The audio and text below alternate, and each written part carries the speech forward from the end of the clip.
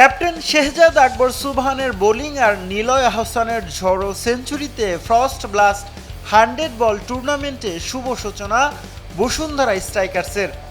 এদিন তারা ডোপ স্ট্রাইকার্সকে হেসে খেলে হারিয়েছে 8 উইকেটে।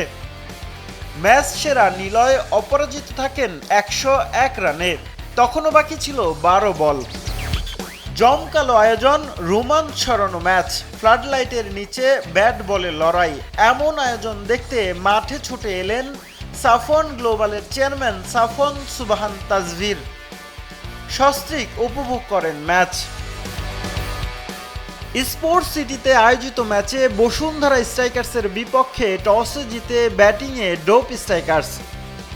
100 বলের ম্যাচের তাদের ইনিংস থামে 137 রানে। দলটির হয়ে সর্বোচ্চ 47 রান করেন ইকবাল পারভেজ খান। এছাড়াও রিহান উদ্দিন খেলেন 33 রানের ইনিংস। বসুন্ধরা স্ট্রাইকার্সের হয়ে শুরুটা দারুণ করে 34 রান দিয়ে 2 উইকেট নেন। জবাবে শুরুতে ফিরে যান বসুন্ধরা স্ট্রাইকার্সের hard hitter opener Walid bin Hasan.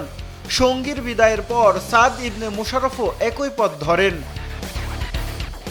তারপর খালেদকে নিয়ে 22 গজে ঝড় তুললেন নিলয় আহসান। একের পর এক 4 ছক্কায় প্রতিপক্ষ বোলারদের কোণঠাসা করে রাখলেন।